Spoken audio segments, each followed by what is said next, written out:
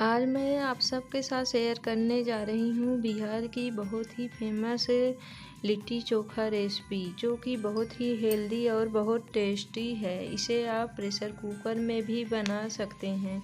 वैसे भी लिट्टी चोखा बनाने का ऑथेंटिक तरीका आग में सेक कर बनाने का है, लेकिन आज हम आपको प्रेशर कुकर में ही बनाएंगे, क्योंकि लिट्टी चोखा तो गांव में ही बहुत आसानी से आग में हम बना सकते हैं।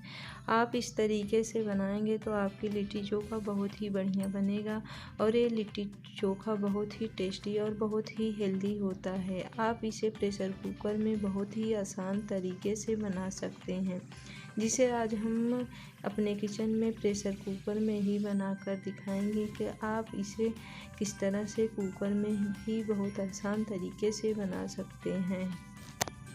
तो चलिए आज हम आपको लिट्टी के साथ सर्व करने वाली चोखा रेसिपी को तैयार करते हैं। उसके लिए हमें चाहिए आलू और फिर 3 टमाटर और 4-5 बैंगन, जो कि छोटे साइज के बैंगन हैं। इसमें हम पहले कट लगा कर देखेंगे कि इसमें कहीं कीड़े तो नहीं हैं। और दूसरा चीज़, इसमें जो हम लहसुन की कलियां रखे हैं उसे इसमें अंदर डालते हुए तब हम इसे पकाएंगे। इसी तरह से आप सारे लहसुन की कलियों को बैंगन के अंदर डालें और इससे पकने में भी आसान हो जाएगा, कट लगा हुआ है और दूसरे हमारे लहसुन भी अंदर ही पक जाएंगे।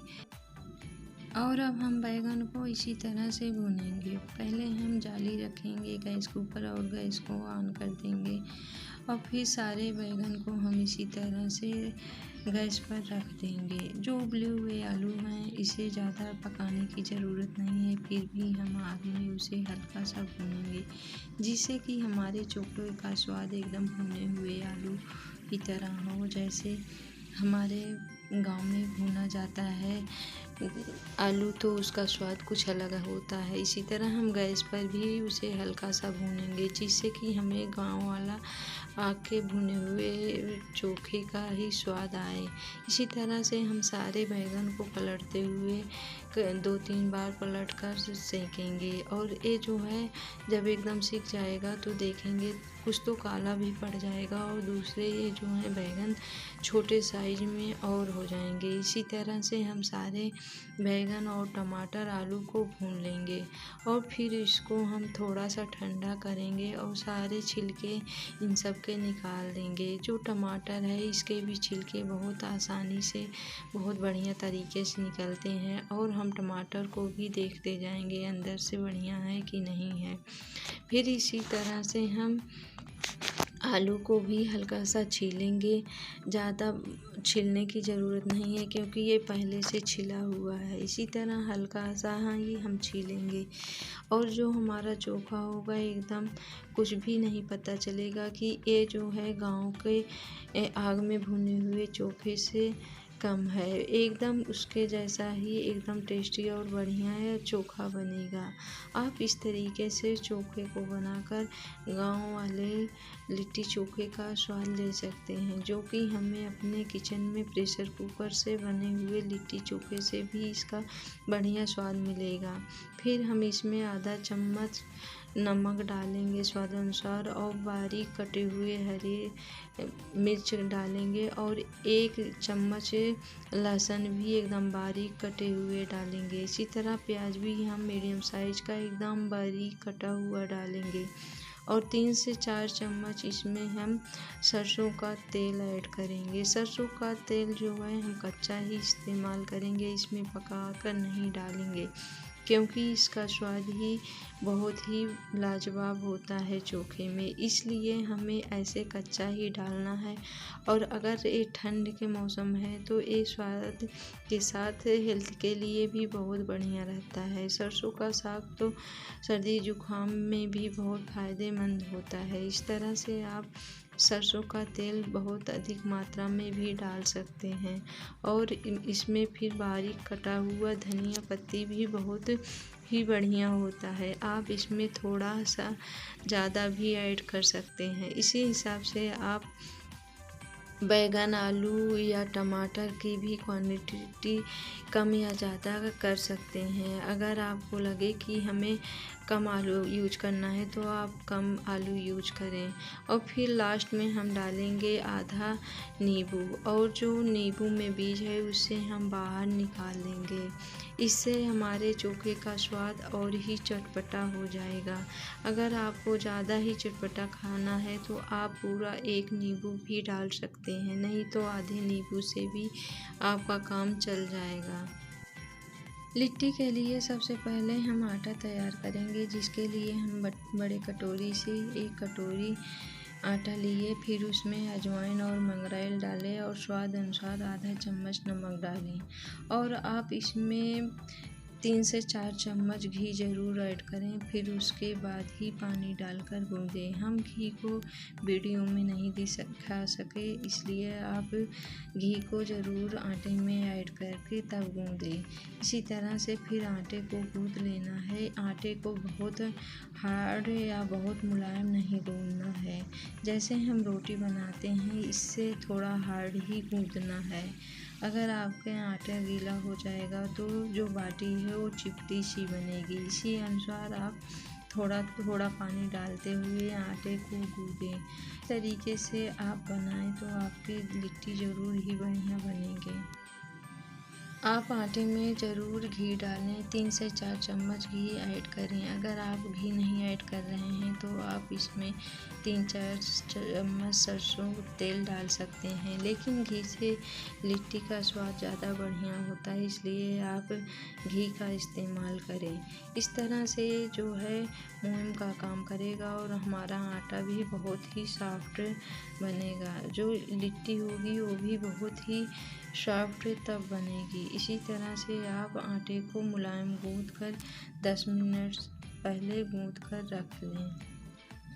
लिट्टी चोखा वैसे तो आग में ही भूनकर बनाया जाता है, लेकिन हम आज आपको प्रेशर कुकर में बनाकर दिखाएंगे, जो हमारे यूपी और बिहार में बहुत ही फेमस और लोगों का लोकप्रिय भोजन है। इस तरह से अब हम सत्तू तैयार करेंगे, जो कि लिट्टी के अंदर हम भरते हैं।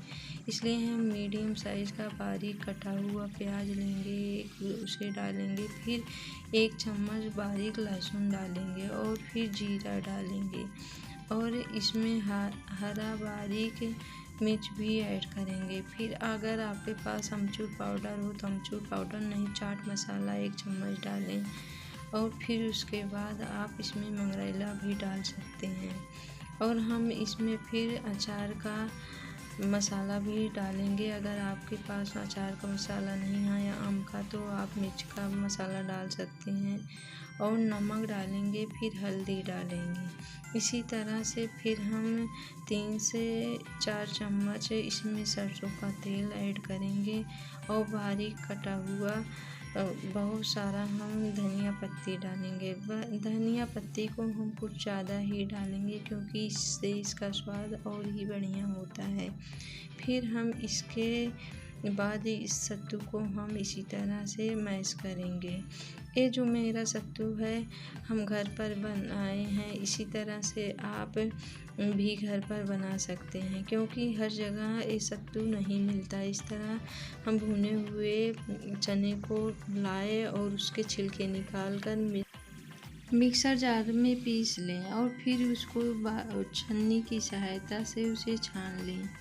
इस तरीके से आप घर पर भी सत्तू तैयार कर सकते हैं। अगर भुने हुए सत्तू नहीं मिल रहे तो आप बेसन का भी बना सकते हैं। पहले कढ़ाई में तेल डालें, फिर उसके बाद बेसन को भूनें। इसी तरीके से आप उसे धीमी आंच में भूनेंगे तो एक तरह से आपके घर पर भी सत्तू तैयार हो जा रहे हैं बेसन से। इस तरह से आप चाहे चने से बनाएं या बेसन से बनाएं या मार्केट से ख़रीद कर भी आप सत्तू तैयार कर सकते हैं और आप बना सकते हैं। इस तरह से आप बहुत ही बढ़िया से सत्तू तैयार कर सकते हैं। हम आटे को 10 मिनट पहले गूँथ कर रख दिए थे। इसी तरह से हम आटे के छोटे छोटे पीस करेंगे। एक बराबर सारे पीस कर लेंगे। फिर इसे हम हाथ पर रखकर हथेलियों की सहायता से हम इसी तरह से एकदम गोला सा बना लेंगे। फिर उसके बाद हम चिपटा करेंगे। जिस तरह से हम आलू का पराठा या बनाते हैं या कचौड़ी, उसी तरह से हम ऐसे घेरा सा कटोरी जैसा बना देंगे।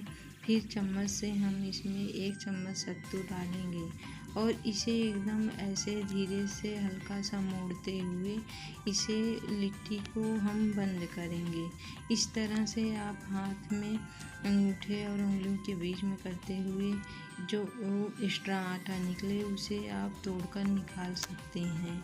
अगर आप उसे नहीं तोड़ेंगे तो जो हमारी लिट्टी बनेगी तो उसमें जो गुठली सा एक जगह आटा सा बना हुआ आपको बाद में मिलेगा। इसलिए हम आटे को पहले से ही इसी तरह से निकाल दे रहे हैं।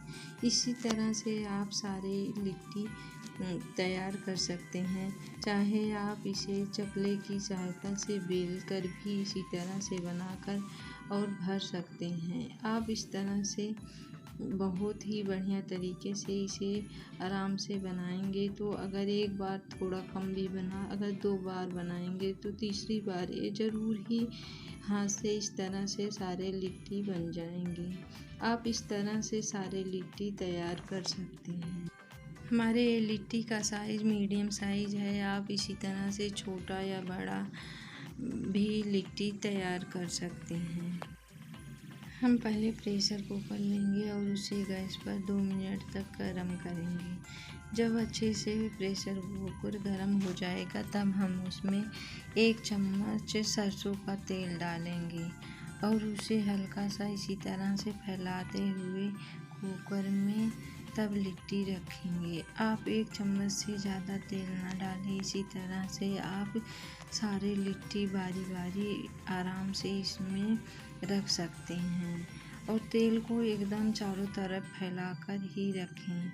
इस तरह से जब फैल जाएगा तो जो लिट्टी है ये ऊपर में चिपकेगा नहीं, क्योंकि नीचे हल्का सा तेल लगा हुआ है।